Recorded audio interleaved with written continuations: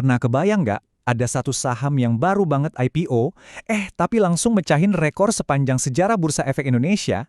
Penawarannya itu diserbu abis-habisan, sampai-sampai bikin heboh investor se-Indonesia. Nah, inilah kisah fenomenal di balik saham berkode CDIA, dan hari ini kita bakal bedah tuntas kenapa sih semua orang ngomongin saham ini. Coba deh, lihat angka di layar ini. Gila banget kan? 563,64 kali. Ini adalah angka kali oversubscription-nya. Artinya apa sih? Gampangnya gini, bayangin kamu jualan satu potong kue, tapi yang ngantri mau beli ada 563 orang. Nah, segitu gilanya permintaan buat saham ini. Ini jadi yang tertinggi dalam sejarah bursa kita. Luar biasa. Terus, kalau permintaannya udah segila itu, apa yang terjadi di hari pertama perdagangannya? Ya udah bisa ditebak, harganya langsung terbang 34,74%, mentok batas atas atau yang kita kenal sebagai auto reject atas alias ARA.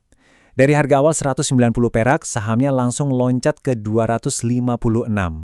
Dan dari proses IPO ini, dana seger yang berhasil dikumpulin itu nggak main-main loh. 2,37 triliun rupiah. Angka segede ini ngasih kita gambaran awal, seberapa besar sih skala dan ambisi perusahaan di baliknya. Oke, ini semua kan bikin kita penasaran banget ya. Sebenarnya perusahaan apa sih ini? Bisnisnya ngapain? Dan apa yang bikin lebih dari 400.000 investor begitu yakin buat taruh uang mereka di sini? Yuk, kita bongkar bareng-bareng. Oke, biar kita nggak bingung, ini dia peta jalan kita. Kita akan kupas tuntas perusahaan fenomenal ini, mulai dari rekor-rekornya, kita intip bisnis intinya, kita cek laporan keuangannya, sampai nanti kita simpulkan apa artinya ini semua buat kamu sebagai seorang investor. Oke, kita masuk ke bagian kedua, tulang punggung infrastruktur grup. Sekarang, coba kita lupain dulu sejenak angka-angka heboh di pasar saham, dan kita lihat mesin di baliknya. Karena di balik setiap kode saham, ada bisnis nyata yang bekerja. Jadi, apa sih yang sebenarnya CDIA kerjakan? Analogi paling gampang buat ngertiin CIDA itu begini. Bayangin aja grup Barito atau Chandra Asri itu sebuah kota industri yang super besar. Nah, CIDA ini yang nyediain listriknya, air bersihnya, sampai ngurusin logistik dan pelabuhannya. Mereka ini ibarat jantung yang memompa kehidupan ke seluruh ekosistem industri itu. Jadi, duitnya datang dari mana aja? Grafik ini nunjukin semuanya. Lihat deh, sebagian besar, hampir 73% itu dari pilar energi. Ini bisnis utamanya. Sisanya baru deh dari pengelolaan air, logistik, dan pelabuhan. Kelihatan banget ya ketergantungannya sama satu sektor ini gede banget. Nah, model bisnis kayak gini nih yang jadi kekuatan utamanya. Mereka itu punya yang namanya captive market. Gampangnya, pasarnya itu udah pasti ada, karena klien utamanya ya perusahaan-perusahaan di dalam grup mereka sendiri. Jadi pendapatannya ya stabil banget dan gampang diprediksi. Ini keuntungan strategis yang luar biasa. Kita lanjut ke bagian ketiga, membedah kesehatan finansial. Bisnisnya kedengeran kuat, tapi angkanya gimana? Mendukung nggak? Nah, sekarang saatnya kita buka kap mesinnya perusahaan ini, dan kita cek kondisi finansialnya. Sesehat reputasinya nggak ya? Kalau dilihat sekilas, skornya sehat banget. Pertumbuhan laba dapat nilai 9 dari 10, arus kas dapat 8 dari 10. Ini nunjukin mesin bisnisnya jalan kenceng. Tapi, ada satu hal yang perlu kita gali lebih dalam, terutama di bagian pertumbuhan laba itu.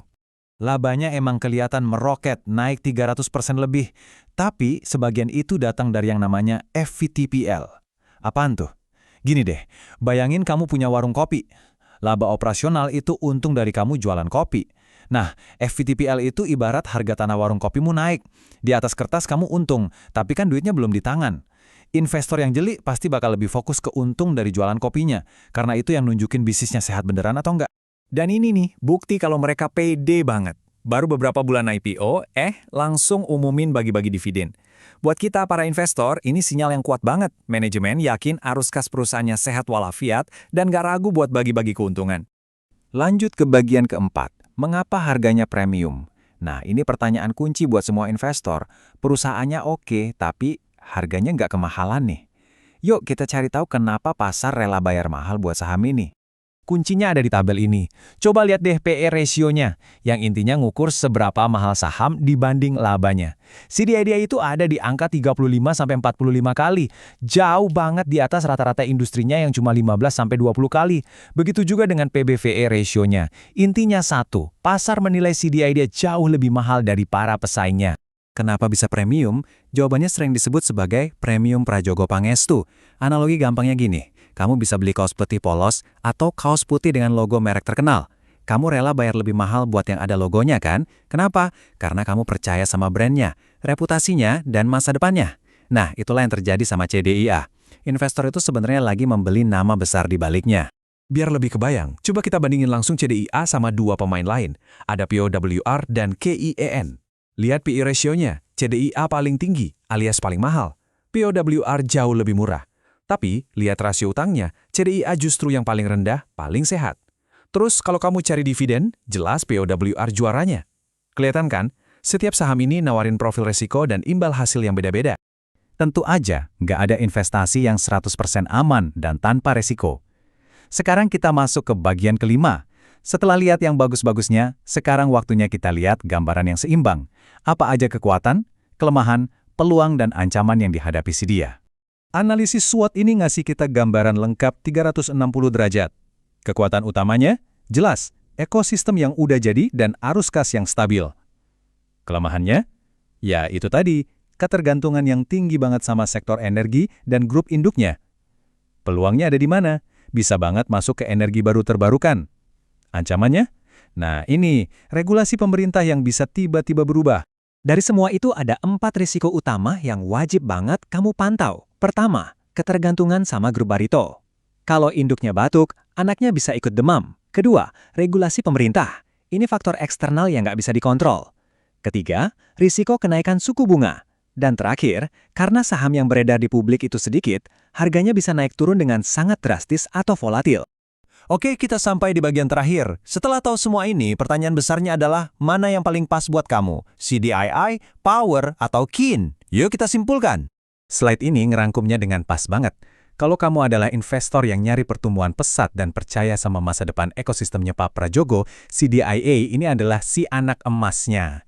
Kalau kamu lebih suka dapat pemasukan rutin dari dividen, cari yang stabil. POWR itu si raja dividen. Nah, kalau kamu mau ikutin tren masa depan dan investasi di energi hijau, ya KIEN adalah si pejuang energi hijaunya. Oke, mari kita rangkum poin-poin terpentingnya. Pertama, pahami kalau CDIA ini bukan cuma perusahaan utilitas biasa. Dia itu pilar strategis dari sebuah ekosistem raksasa. Kedua, harga premiumnya itu adalah cerminan ekspektasi pasar yang super tinggi. Ketiga, sebagai investor cerdas, selalu fokus ke laba operasionalnya, bukan laba di atas kertas. Dan yang terakhir, ingat, saat kamu beli CDIA, kamu sebenarnya sedang bertaruh pada visi besar grup Barito secara keseluruhan. Nah, sekarang pertanyaannya kembali ke kamu. Apakah kamu tipe investor yang siap bayar mahal demi potensi pertumbuhan agresifnya CDE? Atau kamu lebih nyaman dengan saham yang ngasih dividen rutin dan stabil seperti POWR? Nggak ada jawaban yang benar atau salah. Yang ada cuma yang paling cocok sama tujuan investasi dan profil resikomu. Tentu saja, sebagai penutup, perlu diingat ya, semua pembahasan kita ini tujuannya murni untuk edukasi. Ini bukan ajakan untuk membeli atau menjual saham apapun.